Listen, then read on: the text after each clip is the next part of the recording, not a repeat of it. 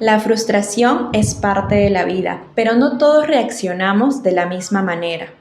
Nuestras expectativas, experiencias y emociones influyen en cómo reaccionamos ante lo que no sale como nosotros lo esperamos. ¿Cómo podemos manejarlo sin que esto nos afecte? Hoy tenemos una invitada que nos ayudará a entender cómo nuestra mente procesa estos momentos y cómo podemos fortalecer nuestra salud mental.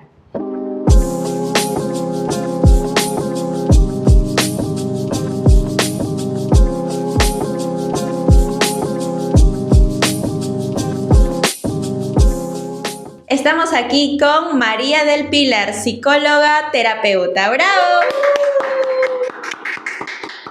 Hola Mapi, ¿cómo estás? ¿Qué tal? Cuéntanos un poco de ti. Muy bien, gracias por la invitación. Bueno, te comento, yo soy psicóloga clínica, tengo especialidad terapeuta en la terapia cognitiva conductual. Básicamente trata de cambiar ciertos pensamientos distorsionados que tenemos para poder llegar a esta mejor versión que siempre vamos a anhelar. Aparte de eso, actualmente me encuentro estudiando una maestría en la Universidad Cayetano en neuropsicología para poder implementar más conocimientos y que el tratamiento sea más multidisciplinar, para que sea más conjunto. ¿Y cómo decides estudiar esta profesión? Bueno, la psicología es algo que siempre me ha encantado por la causa y efecto que se pueden ver en las personas. Siempre me consideré una persona que le gustaba mucho poder indagar en las emociones del otro y en mis propias emociones. Creo que la salud mental ahora es un tema boom, pero anteriormente siempre es como que las personas hemos sentido ciertas emociones y no le poníamos nombre. Entonces mi interés, aparte me gusta mucho leer, lo complementé con la formación que mi papá también me dio, es una persona que le gusta leer y eso fue como que uno de mis principales motivos para estudiar psicología, estudiar la conducta humana. Como estabas comentando, también a veces decimos, uy, me siento deprimido, pero no le dábamos la importancia como tal y finalmente no nos podíamos desarrollar como personas. Ahora que o dicen que estamos en la generación de cristal, en realidad creo que comprendemos mucho mejor cómo nos sentimos, qué son los sentimientos que estamos teniendo y le damos un nombre y sabemos y podemos saber cómo lo tratamos. Y lo que menciona es muy importante. Más generación de cristal, es una generación que puede decir lo que le pasa. Anteriormente es como que te caes o te sientes triste y te dicen, no tienes suficientes motivos para estar triste, como que levántate. Y eso es tan malo porque te acostumbras a reprimir, a aguantar, cargar una mochila que al final pasa el tiempo y por más que te pasen cosas, por así decirlas buenas, tienes este sentimiento de tristeza y dices, ¿qué me pasa? Cuando vas al psicólogo, empiezas a escarbar y te das cuenta que estás cargando esta mochila.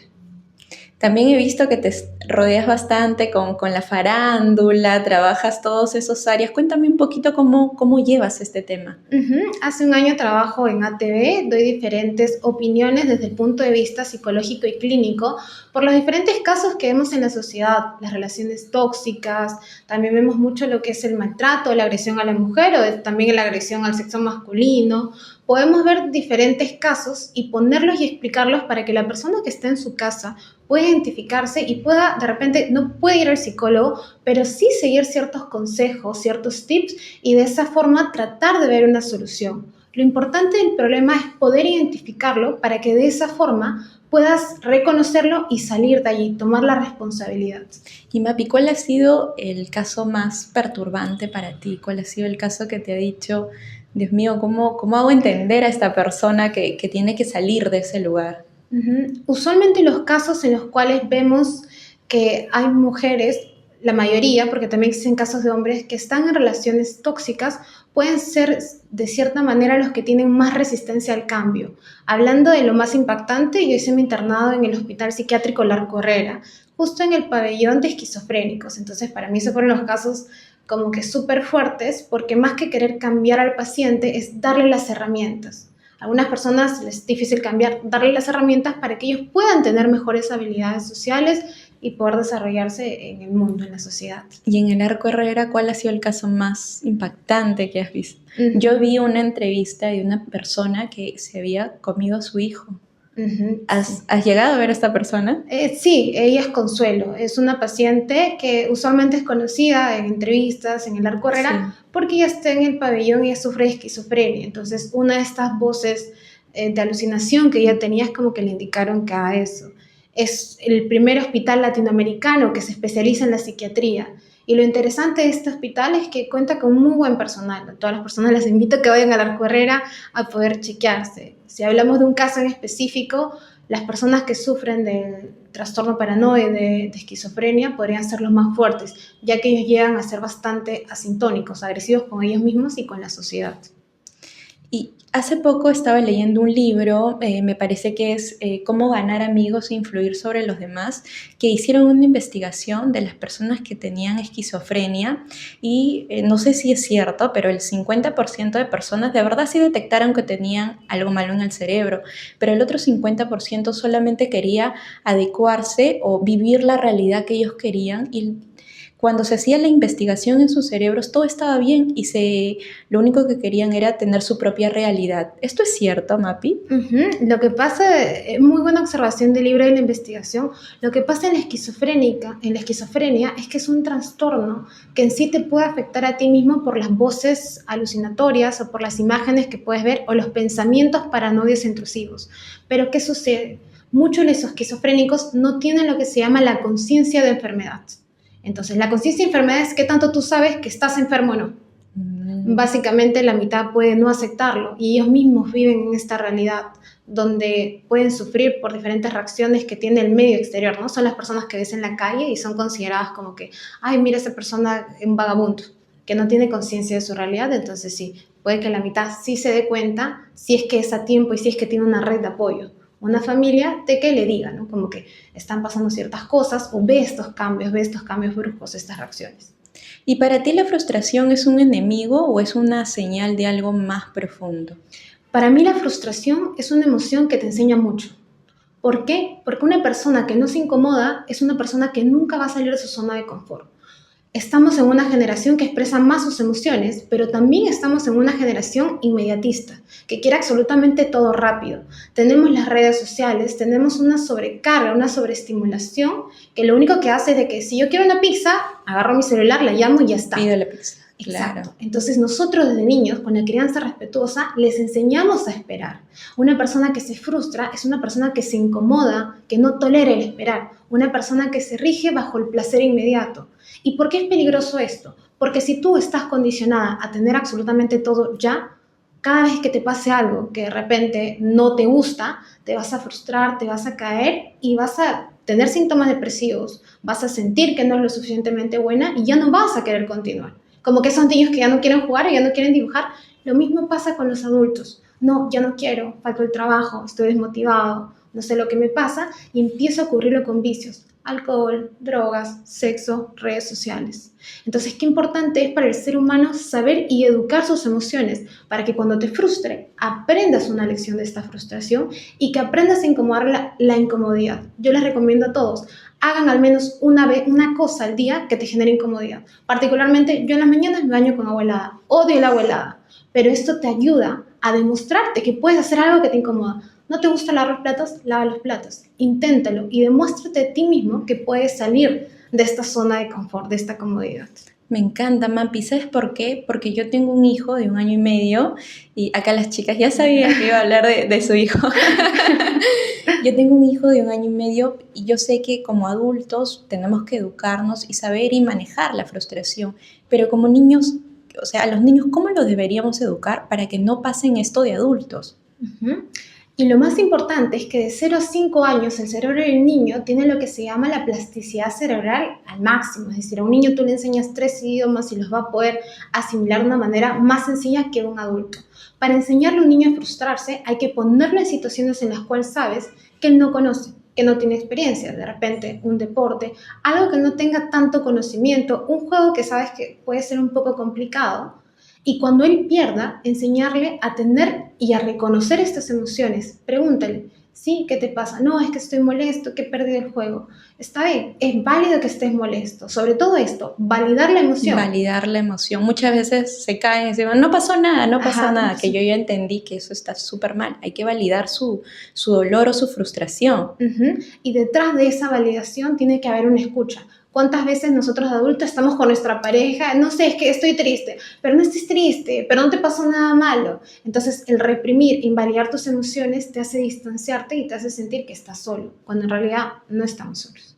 ¿Y qué opinas sobre las pantallas en los menores? Como que ¿hasta qué edad pueden utilizar pantalla o desde qué edad? Ujú.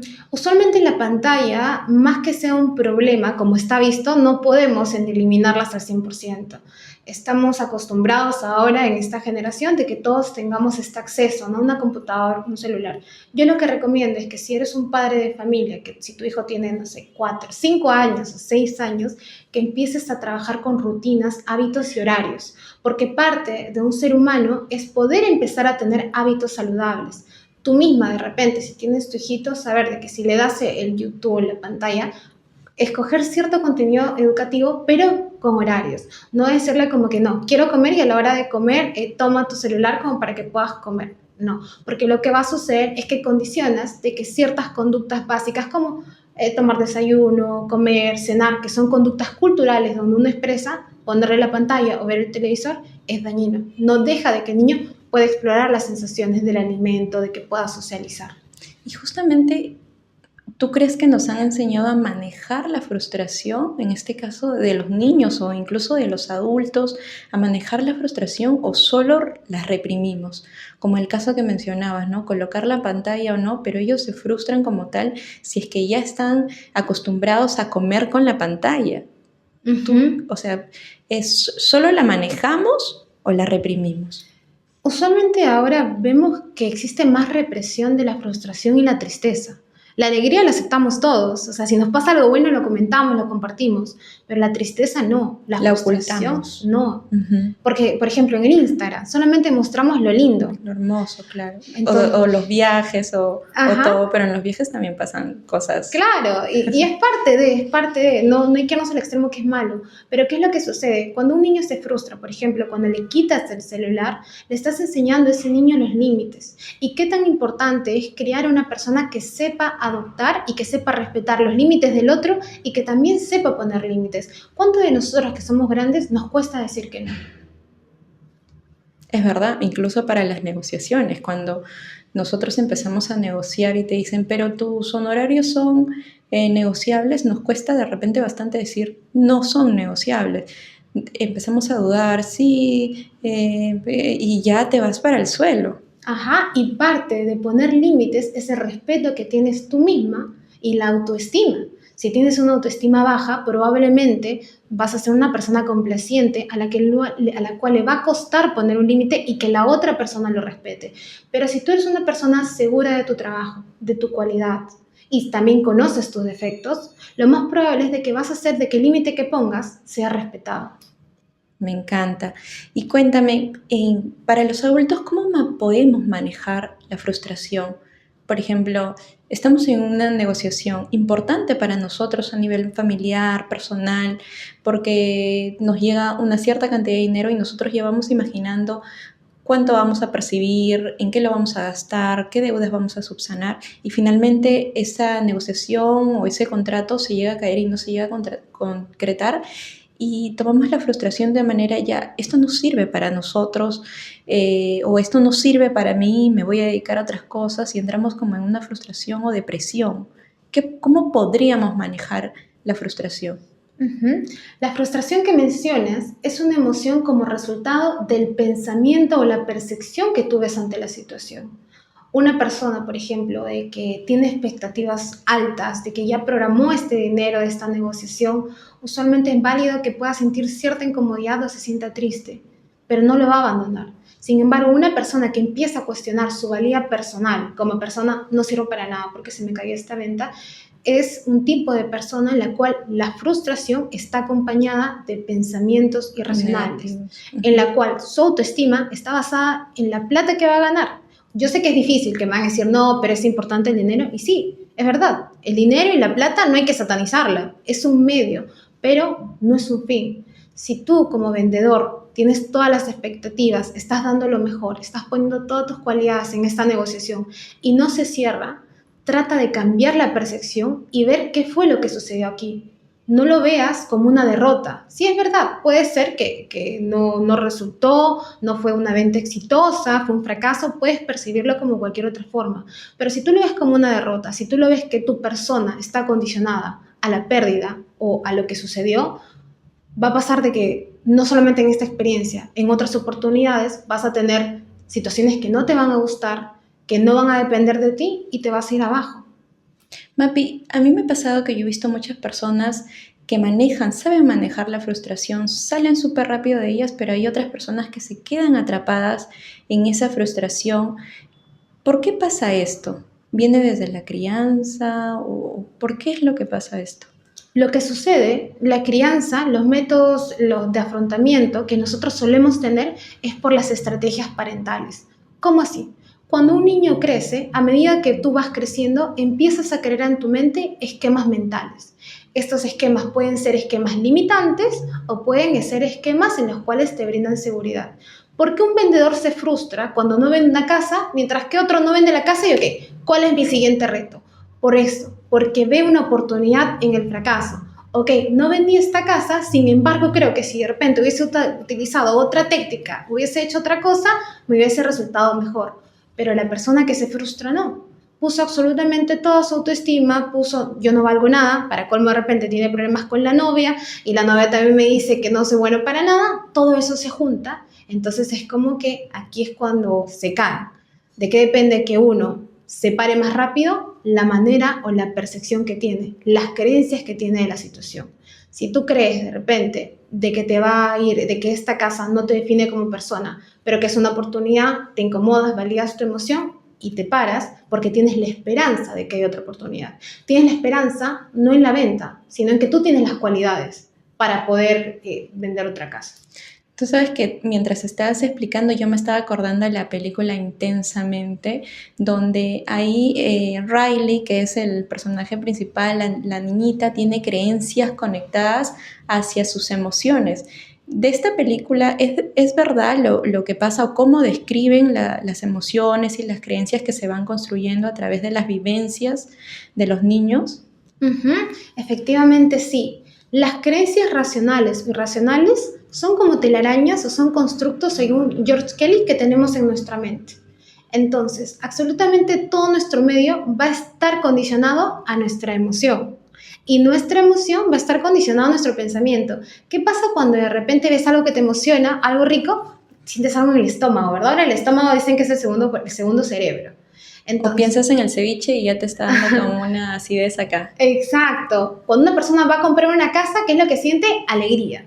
Entonces, estas emociones están condicionadas a la manera en cómo tú piensas. Si usualmente tú estás con estas inseguridades, vienes al trabajo con las inseguridades de que no eres bueno y para colmo no vendes una casa, lo más probable es de que esta creencia siga condicionada y todo lo que te pase condiciona que yo no soy bueno, yo no soy bueno. Pero si tú de repente empiezas a cuestionarte, y es por eso importante que empieces a preguntarte y no estés con estos pensamientos automáticos, ¿no? Como que te levantas, te lavas los dientes, comes lo que siempre comes. No, empieza a preguntarte, ¿por qué el día de hoy desayuné yogur y no cereal? ¿Por qué el día de hoy almorcé esto y no el otro? Entonces empiezas a tener más introspección, empiezas a cuestionarte, ¿por qué soy tan dura conmigo misma? ¿Por qué me hablo así? ¿Por qué me insulto cuando una casa no sale bien? Aquí me va a acordar, de repente tenía a mi papá que me criticaba mucho. ¿Por qué ahora yo me critico de la misma forma? Si siempre doy las críticas que me hacía mi papá, cuando no hago algo o no me sale algo como yo quiero. Pero ¿tú crees que de verdad podemos nosotros entrenar nuestra mente para manejar el estrés? Sí, y lo interesante, en la neuropsicología vemos de que el cerebro está constituido por circuitos neuronales, que con las acciones y las conductas a través de la experiencia vamos fortaleciendo. Por ejemplo, si quieres entrenar tu mente para poder aceptar y validar esta frustración, empieza a crear otro circuito neuronal. Si usualmente no te sale la venta de una casa, sueles tomar o sueles deprimirte, sueles encerrarte en tu cuarto, empieza a cambiar esa experiencia. No lo hagas. Haz absolutamente lo contrario que sueles hacer. Ok, de repente me siento mal, me voy a correr, me voy a hacer deporte, me voy a conversar con alguien. Empieza a cambiar lo que haces y vas a cambiar tu pensamiento a través de la conducta. O sea, por ejemplo, si yo quiero empezar a ir al gimnasio, y necesito entrenar mi mente primero para yo poder hacer ejercicios, levantarme a tal hora. Te cuento que nosotros estamos en un club 5 a.m., nos levantamos a las 5 de la mañana, los chicos se levantan a las 5 de la mañana, leen, y finalmente esto se torna como un estrés para el equipo porque va pasando el tiempo, vamos ya 15 días, va pasando el tiempo y finalmente en el día te sientes agotado, como le dicen, estás saliendo de tu zona de confort y tu cerebro hace que te quieras pegar a la cama o que sientas que la cama te está abrazando. ¿Cómo podemos entrenar para que nosotros podamos salir digamos, de esta zona de confort de levantarme pues a la hora que yo quiero y empezar el día cuando yo quiero? Ujú. Y ahí es importante lo que mencionas, de que el cambio siempre va a venir acompañado de una resistencia. Siempre. Entonces, es como que te va a arrastrar. Un ejemplo, si tú te compras unas zapatillas nuevas, lo más probable es que te incomode, porque son zapatillas nuevas. Lo mismo sucede con los nuevos hábitos. Para que una persona empiece a establecerse un hábito, mencionan que necesitan 3 semanas. Sin embargo, ¿te va a gustar? No. ¿Va a resultarte incómodo? Sí. Pero si este cambio no tiene una intención, es decir, si solamente yo me levanto a las 5 de la mañana porque todo el grupo lo hace, te va a costar el doble. ¿Sabes por qué? Porque la intención es el motor de tu acción. Si no hay motor, si no hay acción, la motivación es algo que se va. La motivación viene, es el 10%. Lo que tiene que quedar en ti es la intención con la cual tú haces. Si solamente lo haces para seguir a todo el grupo, ya, para que mi jefe no me moleste, lo hago, te va a costar y no vas a querer salir de la cama y te vas a sentir agotado. Pero si tú de repente empiezas a buscar los beneficios de levantarme a las 5 de la mañana, los beneficios de correr, y empiezas a relacionar estos beneficios y tu cerebro lo ve como algo bueno, lo más probable es que hasta incluso empieces a sentir placer por ese gasto calórico. La gente que hace ejercicio le sigue doliendo cuando hace pesas, pero le encuentra el gusto. ¿Por qué crees tú, en este caso, que cuando encontramos un signo de debilidad, nos cuesta pedir ayuda? Usualmente pasa de que las personas han relacionado la vulnerabilidad con algo que los hace débil y tienen una creencia irracional de que si muestran esta debilidad, el otro se puede aprovechar o puede agredirlo o es como que está desnudo. Sin embargo, lo importante de pedir ayuda es acudir con un tipo de profesional o de repente con un círculo cercano que te pueda brindar un apoyo básico. No es lo mismo que tú le cuentes o que tú explores esta debilidad o pidas ayuda a personas que de repente van a minimizar tu problema, porque pasa esto, pasa que estás en casa y le cuentas de repente al tío, al abuelito que no conoce acerca de psicología y te dice, ay, pero en mis tiempos no pasaba esto. Entonces es importante pedir ayuda, hablarlo, pero siempre y cuando asegurarnos de que la persona que vaya a recibir el mensaje sea una persona que pueda validar mi emoción. Si yo se lo voy a decir a una persona que sé que me va a decir, ya, pero párate, o sea, no pasa nada, hay que acordarnos que el negativismo extremo es igual de tóxico que el positivismo extremo. No siempre vamos a estar felices, pero tenemos que buscar una parte más racional, un balance. Pasa mucho como mencionabas, con la generación anterior, más anterior, que no validan las emociones cuando uno se encuentra triste, cuando uno se encuentra vulnerable, como decías, ¿no? Hace poco tenía una situación en la que yo explicaba, me siento de esta forma, y estaba conversando con una persona también de generación anterior, y me dice, qué exagerada, ¿no? Y para mí fue muy impactante porque yo ahora que tengo un hijo, cuido mucho las palabras que le digo a mi hijo porque sé que es muy importante y va a influir en toda su vida. Ajá. Y lo más interesante es que si tú has vivido con esta generación antigua que te dijo qué exagerada que eres, te vas a dar cuenta si exploras tus pensamientos y te detienes a ver y a escucharte que el lenguaje que tú sueles usar contigo es el mismo lenguaje que usaban ellos. Que si de repente te peleas con el novio y te dice algo, ay, qué exagerada que eres. Sí, yo creo que estoy exagerando. Entonces, nosotros no podemos escoger a nuestros papás, pero sí podemos elegir las personas con las cuales nos relacionamos y sobre todo la manera en cómo te hablas, que es lo que más influye. Constantemente estamos conversando, tenemos una voz que nos dice cosas. Asegúrate que esa voz sea amiga, sea como tu mejor amiga. No te asegures de que sea tu hater, ¿no? Tu enemigo, que te diga qué tonta que eres, de nuevo metiste en la pata. ¿Y en qué momento nosotros podemos, digamos, poder identificar, porque a veces estamos tan acostumbrados a hablarnos de esa manera que ya no podemos ni identificar si nos estamos hablando bien, nos estamos hablando mal, nos estamos aconsejando como una amiga o como un enemigo. Ujú. Es por esto que es válido de que se tomen todo una vez al día, 30 minutos antes de descansar y empieces a evaluar qué tan bien tú te sientes con las cosas que has hecho. Es decir, puede ser al levantarte o al acostarte, el resumen de tu día, pregúntate, esta vez, ¿cómo reaccionaste ante esta situación que no te gustó? Si te das cuenta que te insultaste, fuiste dura contigo misma, empieza a aplicar la autocompasión, que no es lo mismo que victimizarse. Una persona que se victimiza es una persona que constantemente se queja de las situaciones. Con la victimización no se llega a nada, pero con la autocompasión te sabes perdonar y no manejas la culpa, sino manejas la responsabilidad de cambio. ¿Y cómo puedo yo identificar entre una preocupación normal y una ansiedad crónica? Una ansiedad crónica consiste en que generalmente tu mente está preparada para que algo malo te pase. Es como que todas tus alarmas de peligro están encendidas. Pasa el mínimo ruido, ves que hay personas que de repente se asustan de la nada y están hiperalertas. Es una persona que está en su instinto o su modo de supervivencia. Una preocupación normal es algo que a pesar de que te puede incomodar, te motiva, te mueve, no estás echado en cama. Pero una ansiedad implica tener sintomatología como taquicardia, palpitaciones rápidos, se te corta la voz, dolores estomacales, diarrea o estreñimiento, dolores de cabeza. Es como que implica una sintomatología más clínica. Nos decía Sigmund Freud, el padre del psicoanálisis, que cuando el lenguaje verbal no habla, tu cuerpo empieza a expresarlo. Sí. Entonces, aparte de que te des esa media hora para que te escuches, empieza a ver tu cuerpo, escucha tu cuerpo. Si de repente esta última semana, qué raro, he estado mal del estómago ante situaciones que me han generado estrés o me ha estado doliendo la cabeza, escúchalo, porque muchas veces nuestra mente no la podemos callar, pero nuestro cuerpo peor, nuestro cuerpo siempre va a hablar. Empiezan a salir ronchitas por el estrés, te empieza a parpadear, acá hay un tic en el ojo que suelen mencionar mis pacientes que sí les pasa. Observa tu cuerpo, escúchalo.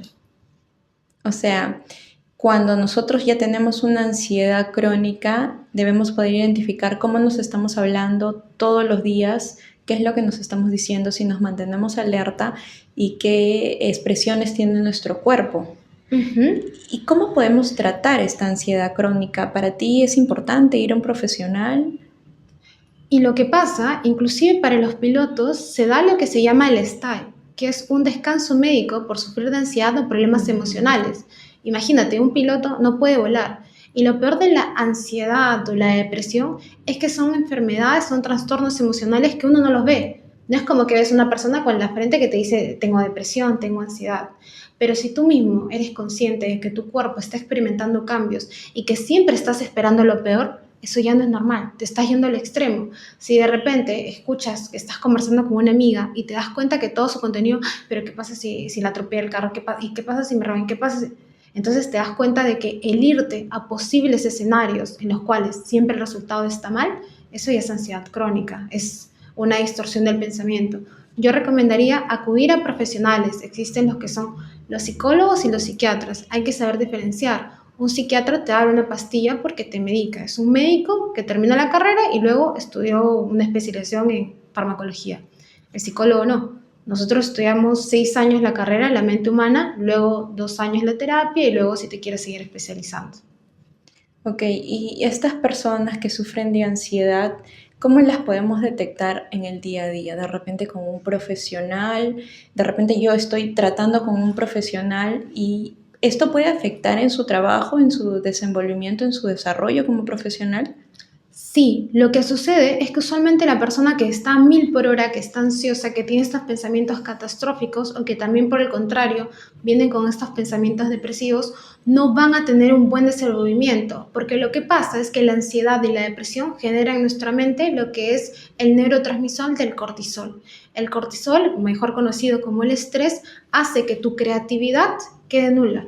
Un niño que está o que sufre situaciones de abuso, un adulto que tiene ansiedad, que tiene depresión, no puede ser creativo, no puede solucionar problemas porque está tan encasillado pensando en los posibles escenarios que podrían suceder que no te da la mente para pensar de repente cómo ofrezco esta casa, no, tengo que vender esta casa, tengo que vender esta casa. Y esta ansiedad les puede jugar en contra a poder mostrar sus verdaderas cualidades, sus verdaderas fortalezas. ¿Y cómo puedo yo identificar entre la ambición saludable y la autoexigencia destructiva? Ujú. La ambición es algo bueno, porque la ambición es algo que a ti te va a motivar a tener algo. ¿Por qué la persona llegó a descubrir la alumna? Porque tenía ambición. Ambición. ¿Por qué de repente una persona creó el celular? Porque tenía la ambición de conocer algo. Esto es saludable siempre y cuando sea colectivo, pero lo que sería el antónimo sería la codicia, querer tener todo solamente para mí. Una persona ambiciosa no es una persona que necesita. Una persona codiciosa sí necesita para ser feliz. Yo necesito tener la casa, el carro, todo esto para poder ser feliz. El ambicioso no, el ambicioso tiene las expectativas de conocer, de experimentar. Entonces, si tú eres ambiciosa, muy bien. Tienes que ser perseverante, tienes que ser resiliente por tus sueños. Pero la codicia, que solamente quiero todo, quiero tenerlo porque lo necesito, eso está mal. Porque te condicionas a tener algo y si no lo tienes, no eres feliz. No, y aparte que si no lo tienes, puedes o eres capaz de hacer cualquier cosa para conseguirlo. Uh-huh. Inclusive no seguir tus valores. Exacto. Entonces, lo importante para tener éxito es tener tu escala de valores, saber quién eres, poder saber tus cualidades, tus defectos y llevar de acuerdo a estos valores, vas a tener la congruencia, lo que piensas, lo que dices y lo que haces. Entonces, una persona ambiciosa con esta congruencia, con sus valores, va a poder conseguir lo que quiere, pero una persona codiciosa no. ¿Y cómo puedo yo identificar? Porque a veces pasa que no lo identificamos entre la presión saludable de querer ser exitoso y la de aquello que estabas comentando, de que soy capaz de hacer cualquier cosa para conseguir este objetivo. ¿Cómo lo puedo identificar? Porque a lo mejor una persona no lo está sabiendo identificar y está en esta situación. Uh-huh. Y pregúntate, empieza a cuestionarte qué tanto tú consideras que necesitas esto para ser feliz. Me mencionas el éxito. El éxito tiene un significado totalmente diferente para las personas.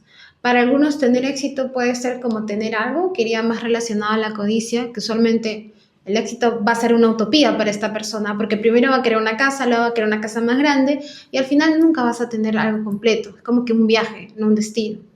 Entonces, si tú realmente quieres empezar a ser honesta contigo misma y te das cuenta de que el tener te está lastimando porque te condiciona constantemente, ya ni siquiera sales con tus amigos, no hablas con tu familia, estás metida en lo que no, yo tengo que tener esto, estás así de una forma obsesiva y te está causando ansiedad, eso es más codicia, es más egoísmo, no sigues tus valores. Si tú quieres relacionar, si eres líder, si triunfas o si eres exitosa, pregúntate, ¿lo que estoy haciendo el día de hoy me causa satisfacción o por el contrario, a pesar que no lo tengo, me sigue causando, me molesta, como que no me siento completa, no me siento que soy buena? Y Mapi, ¿cómo saber en qué momento pedir ayuda o solamente estoy pasando un mal momento, solamente estoy pasando un proceso difícil por X cosas personales de trabajo? ¿En qué momento saber ya esto no es normal, necesito pedir ayuda? Cuando nos veamos en una situación en la cual vemos de que nuestras reacciones emocionales son desreguladas, por ejemplo, me dicen algo y grito, y yo no solía gritar, o cuando ya siento una carga de repente, un dolor de cabeza, síntomas físicos que me están agotando, yo recomendaría pedir ayuda. Inclusive es importante saber, uno no va a un dentista cuando tiene la caries o cuando ya tiene el diente picado. Usualmente uno va al dentista para poder chequearse regularmente. Y lo mismo pasa con la salud mental. Hay que recordar que no hay que llegar al extremo de estar de repente con un episodio depresivo. Podemos ir solamente a comentar ciertos aspectos, a poder tener un autoconocimiento. Muchos de nosotros ni siquiera saben cuáles son sus hobbies, nunca se cuestionaron qué es lo que les gusta hacer cuando están solos. Muchos no les gusta la soledad inclusive, se sienten incómodos estando solos. Y ahora en la época de COVID, ¿cuántas relaciones terminaron? Un montón. Entonces, nosotros que nos dedicamos a las propiedades, habían tantas personas que se estaban separando o tantas personas que vivían en un lugar tan pequeño que ya no se aguantaban y buscaban propiedades más grandes porque no querían ni verse. Entonces sí, ha pasado bastante y nosotros en el mundo inmobiliario lo hemos podido ver post pandemia. Claro, porque usualmente se incomodaban, no estaban frente a esta realidad de escucharse. Entonces la pandemia recién nos ayudó para poder replantearnos, ¿no? La soledad, el estar con alguien, el autoconocimiento. Siempre es bueno poder explorar estas emociones con una persona que va a saber guiarte. Un psicólogo es malo si te dice qué tienes que hacer. Eso sí, que todos sepan. El que va al psicólogo no es para tener decisiones, no. Yo no puedo decir por mi paciente, o si no me dice, no, tú me dijiste esto. Claro. No, el psicólogo te da las herramientas, te acompaña, pero tú sigues cargando tu mochila. Yo no voy a cargar la mochila de nadie, pero te voy a dar las herramientas. Y ya depende de ti si vas a usar esas herramientas para poder ayudarte a ti misma, para poder conocerte. Es una guía para un autoconocimiento. Finalmente, Mapi, ¿qué mensaje le darías a la audiencia que nos está escuchando? Ajá, yo les diría a todos, basándonos en lo que hemos conversado, de que empiecen a tomar un poco más de tiempo en escuchar estos pensamientos, porque muchas veces tenemos tantas potencialidades. El ser humano es inteligente, es decir, nuestra naturaleza está construida para sobrevivir, para vivir bien, para seguir el instinto del placer, pero si tú no te conoces, va a pasarte que te va a jugar en contra estos defectos, estos pequeños defectos que tienes, como la poca tolerancia a la frustración o la incomodidad. Entonces les diría, incomódense más, levántense temprano si no les guste, hagan ciertas pequeñas conductas que puedan cambiar estas creencias limitantes y sobre todo confíen en sus potencialidades y no pierdan la esperanza si es que están pasando por un momento, están atravesando por un mal momento, no pierdan la esperanza que va a pasar como una ola, pero para que pase necesitas cambiar los comportamientos, necesitas elegir bien. Todos tenemos la capacidad de elegir para tener nuevas conductas y ver resultados diferentes. Gracias, Mapi, excelente mensaje. Los invito a todos a suscribirse. Hemos aprendido mucho el día de hoy y espero volver a tenerte en otra oportunidad. Muchas gracias a ti también por la invitación. Gracias.